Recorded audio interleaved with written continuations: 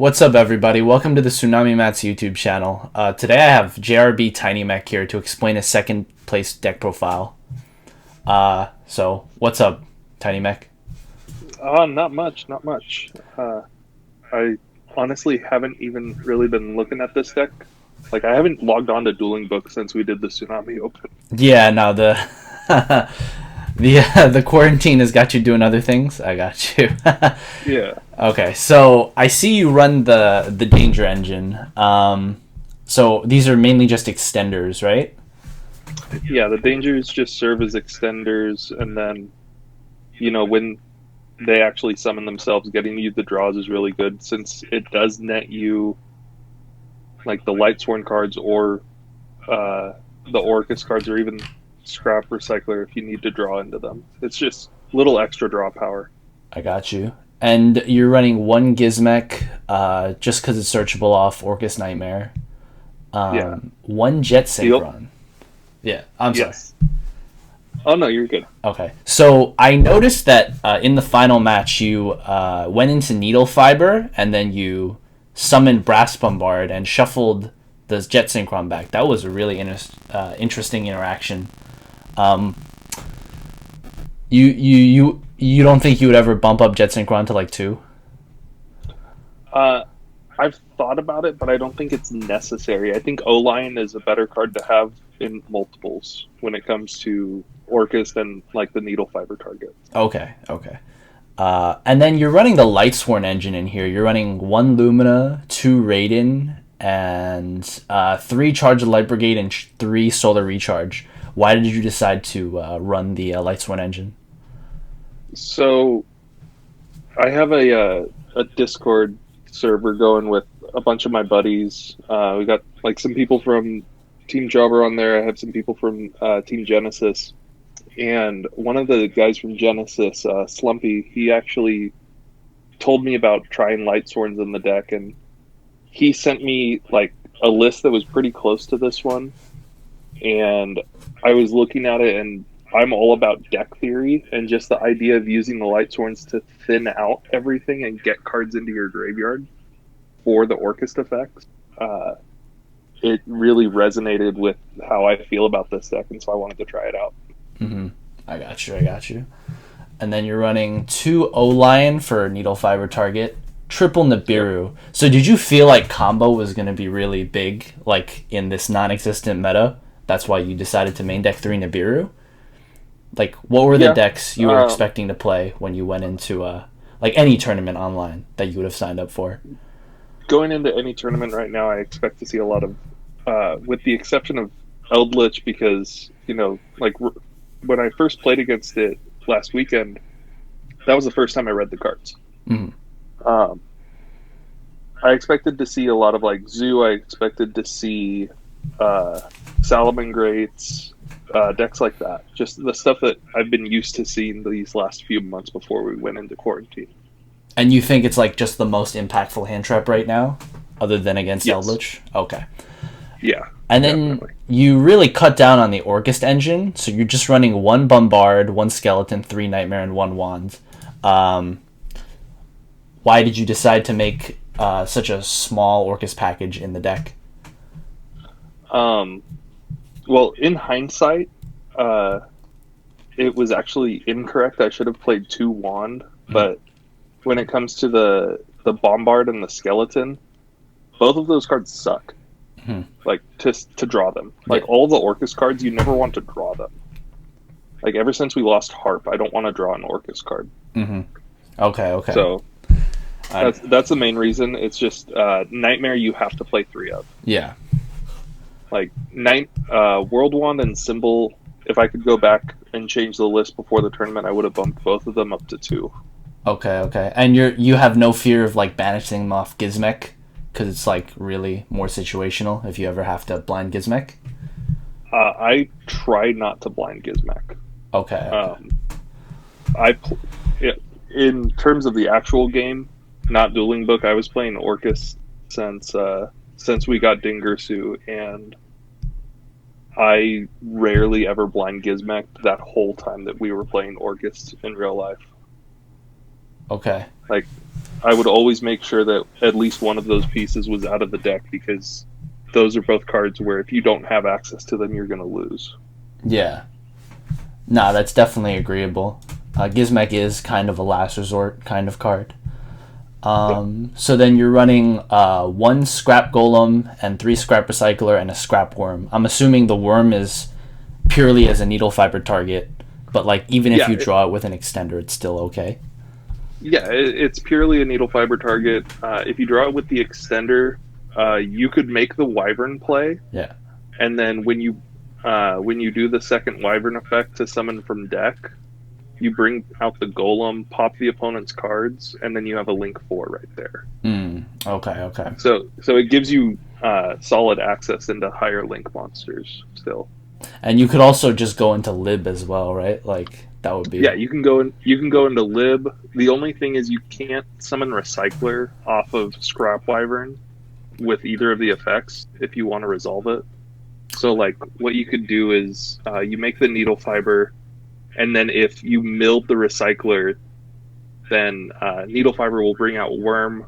Worm will make the weaver and bring back golem, or bring out golem, and then you can go off from there. Okay. Oh, so basically it's just like a link 4 with scrap worm and recycler essentially. That's pretty strong. Yeah. And then the Lightsworn cards, Charge of the Light Brigade and Solar Recharge. I think you explained that earlier. 1 Foolish. Yeah. So why did you decide to run 1 Galaxy Cyclone in the main deck?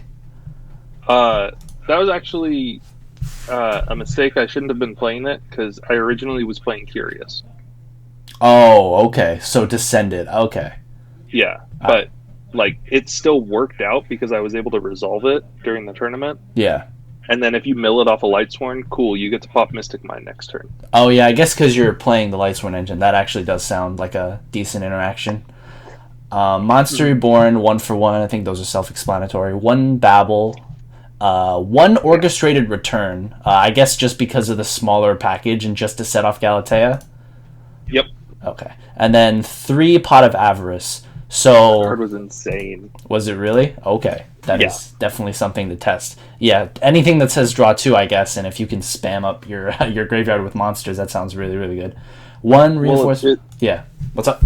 Well, it's also because with Avarice, you get to blow through like your needle fiber. You get to blow through your Masquerena really early. Mm-hmm. You get to blow through those cards right away if you have Avarice. Mm-hmm. Okay. And so if they manage to break your board, it comes back to you and you get to do your full combo again. Yeah, you just get to maintain. Like, you can go a little bit greedy with, like, your plays because you always have this to shuffle back. Yep. 1 reinforcement, 3 solar recharge, 1 secession. So this is because you're running the lib package. I think most Orcust decks right now are running the lib package. What did you think of it with, like, Scrap Wizard? So this comes back to why it was incorrect for me to play 1 World Wand. Mm-hmm. Because I didn't know how to do the lib combo until we hit top 4. Oh, wow. That's crazy. And so I never went into the lib combo until top 4. And then when I did it, I was like, oh, okay, this is actually really good. So I do know, like, the scrap combo, if you don't have an additional extender in hand, like, if you try to go for the lib combo, a lot of the times it's kind of dangerous because if they nib you at the right time, like, say on lib summon, it's really, really greedy. Did you like not go into the lib combo during the tournament because you didn't want to get greedy, or just simply because you didn't know the lib combo? I didn't know the lib combo. Like, I never sent the World Wand off the Recycler. Oh. When you bring it back with the Golem. Okay. Yeah. I just know that combo you get to dump 3 times, and it's just insane. So 3 impermanents, your other 3 hand traps. What did you think? Would you switch this out for, like, DD Crows? I actually still like impermanents, just because Shaddolls are still a big factor. Oh, yeah, okay. Would you ever consider running, like, Chalice in the main deck instead of impermanents? Like, in case they have El Shaddol Winda or something? Yeah. Chalice can work really well. I just like the versatility behind Imperm, being able to shut stuff off. Yeah. You know, it's also good against back row. Just being able to draw, like... Yeah. Okay. It can be really good against Eldritch too. Like if you know where the counter trap is, so you just force them to activate the counter trap by turning it off with impermanence. Yeah, that is pretty good. Yeah, if you set it and like wait a turn, and then one crescendo. So I also play Orcust, and there's a build that I'm currently playing where I'm playing like a ton of draw cards, like the Performapal Popper Up card. Did you feel like running that card maybe? I've looked at Popper Up. I haven't tested it in Orcust. Okay.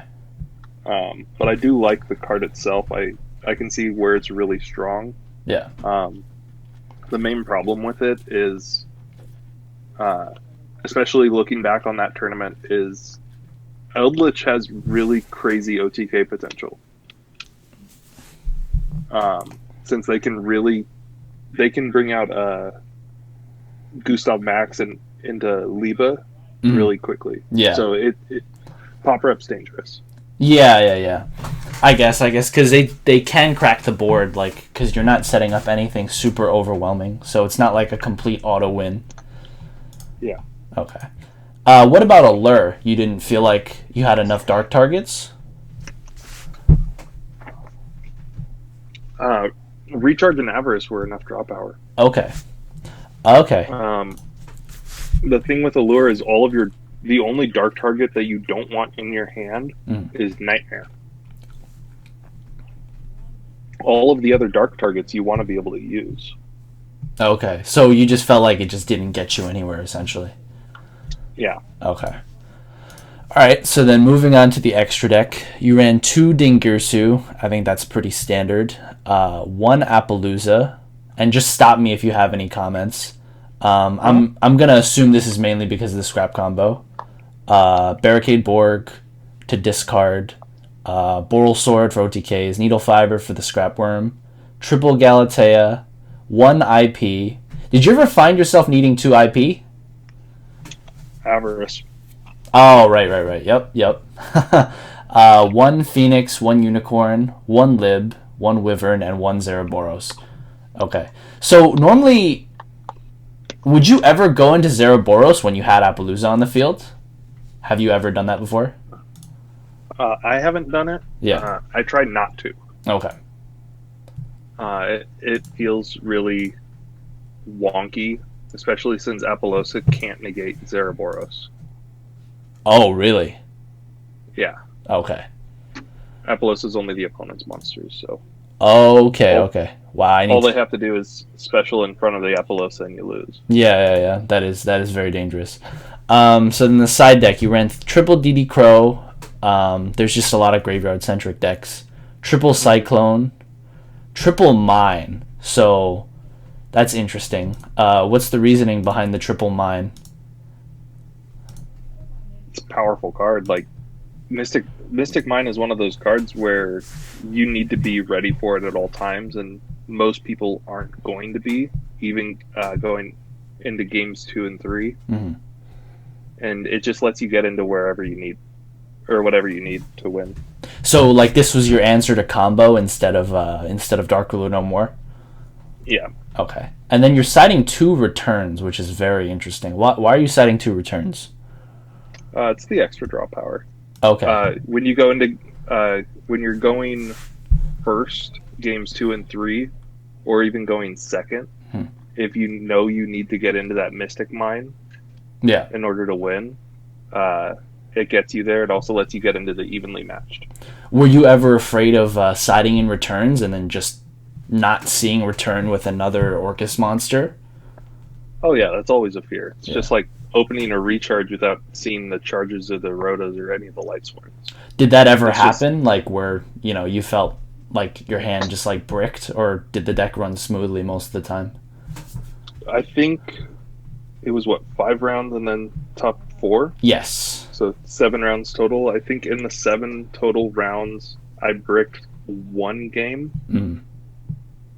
And that was my round 2. I got a disconnect game 1, and then when we reconnected, I bricked game 2, and I was like, oh, well.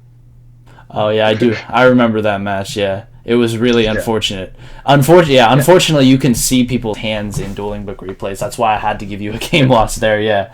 And then you're setting triple evenly matched just for back row and combo.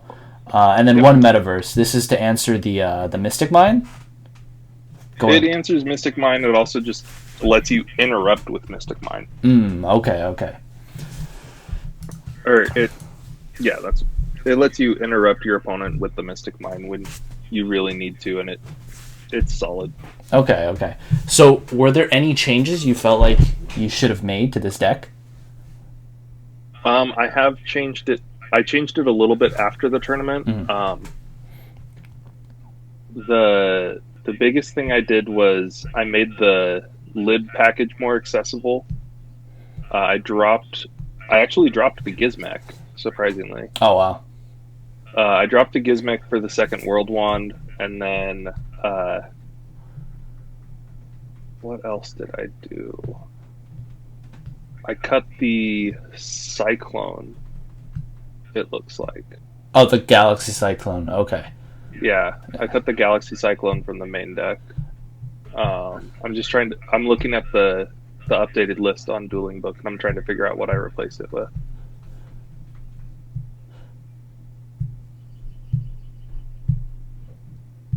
Interesting.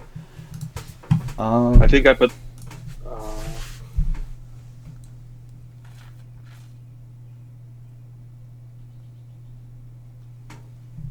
I think I put it was a Bigfoot. I put a Bigfoot in there. Oh, okay, yeah. So it does kind of a similar purpose as a Cyclone, almost. Yeah. Okay.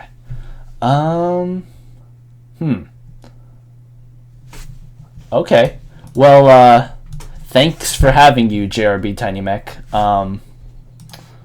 Yeah, this is the Orcust deck profile. They got second place at the Tsunami Open. So it's a really fun list. Give it a shot.